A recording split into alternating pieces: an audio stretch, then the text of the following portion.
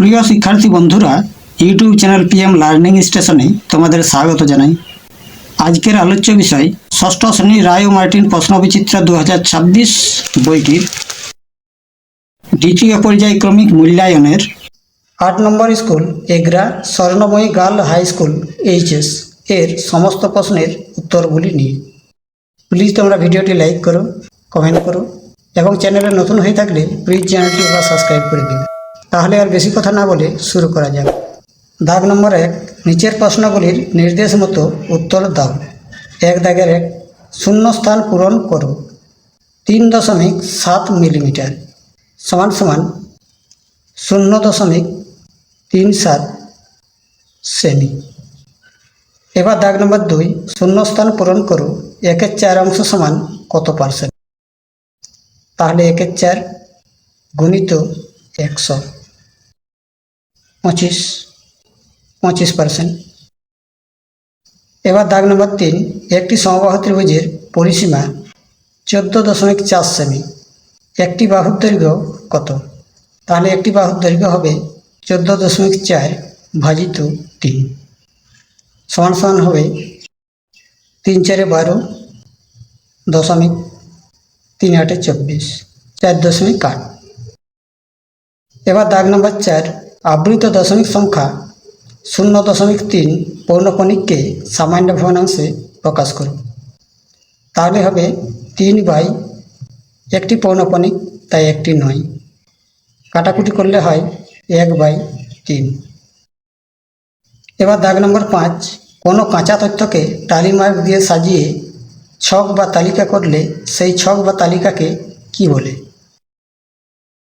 পরিসংখ্যা বিভাজন তালিকা।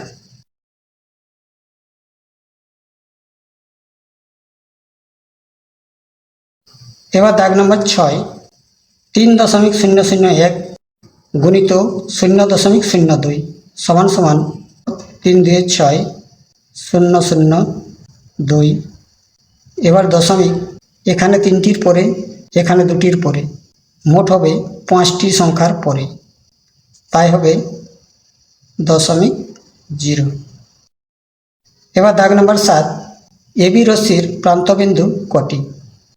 1টি। এবার দাগ নম্বর 8, একটি নির্দিষ্ট বিন্দু দিয়ে কতগুলি সরলরেখাংশ অঙ্কন করা যায়? এটি হবে অসংখ্য। এবার দাগ নম্বর 9, একটি ঘনবস্তুর নাম লেখো যার একটি বক্রতল কিন্তু 2টি সমতল আছে। তাহলে এটি হবে চোঙ। এবার দাগ নম্বর 10, বিপরীত রাশি লেখো 10 টাকা ব্যয়। তাহলে হবে 10 টাকা আয়।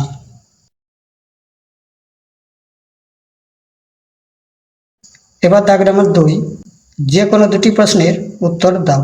2 দাগের 1, 24 মিটার লম্বা রাস্তার পাশে রাস্তার 2 প্রান্ত সহ সমান দূরত্বে 15টি গাছ লাগালে পরপর 2টি গাছের দূরত্ব কত? তাহলে দূরত্ব হবে 24/14 সমান সমান 2 দিয়ে ভাগ করলে 12, 7 ভাগ করলে হয় 1.71 মিটার। এবার দাগ নম্বর 2, 7/11 ভগ্নাংশটিকে আবৃত দশমিকে পরিণত করো। আবৃত দশমিকটি শুদ্ধ না অশুদ্ধ? আবৃত দশমিক। এই অঙ্কটি 5-এর স্কুলে করে দেওয়া হয়েছে। 3 দাগের 4 দাগে রয়েছে, তোমরা দেখে নিও। এবার দাগ নম্বর 3, রসুলপুর গ্রামের জনসংখ্যা গত বছর তুলনায় 12% বেড়েছে। আগে ওই গ্রামের জনসংখ্যা 775 জন হলে এখন জনসংখ্যা কত রয়েছে? তাহলে এখন জনসংখ্যা হবে 775 গুণিত 112/100। কাটাকুটি করলে হয় 5×15 = 75, 2 5×5 = 25, 20, 3×5 = 15, 1 4, 4 দিয়ে কাটলে হয় 4×2 = 8,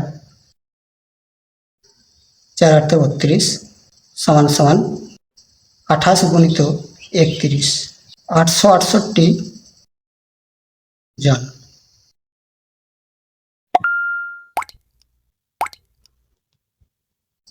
এবার দাগ নম্বর 3, যে কোনো 4টি প্রশ্নের উত্তর দাও।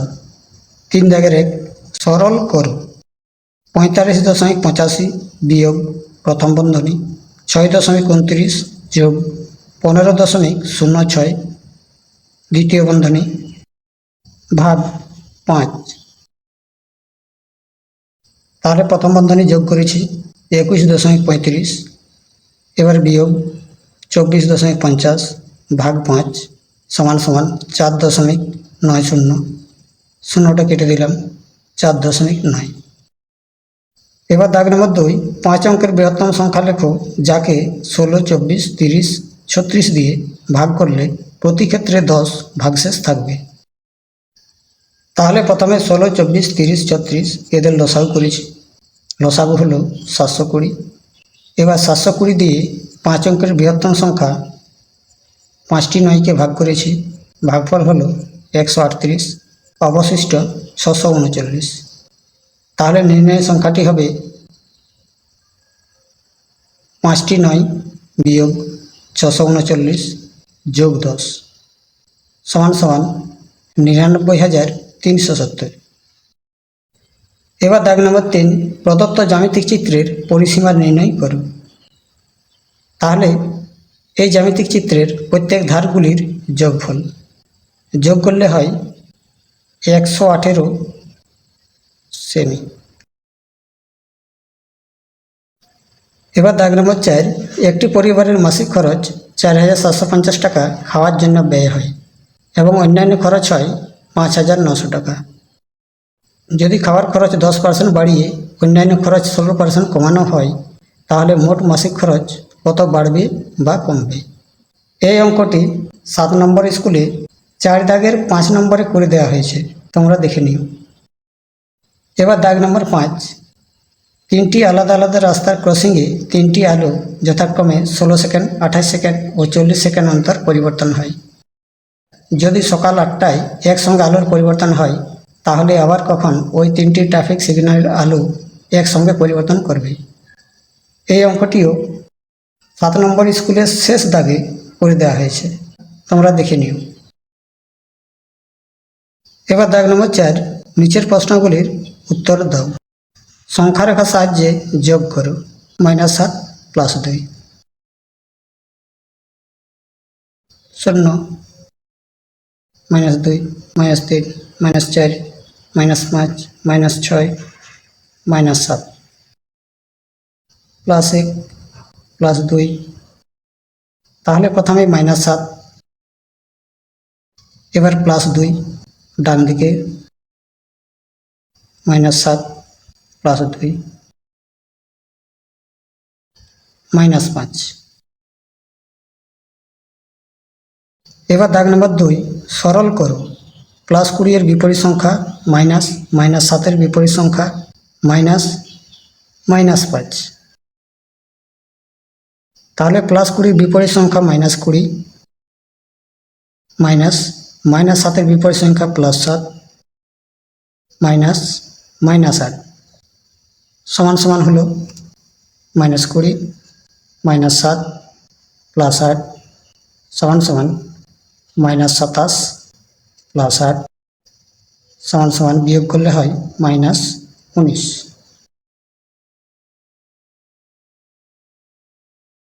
Subscribe, please.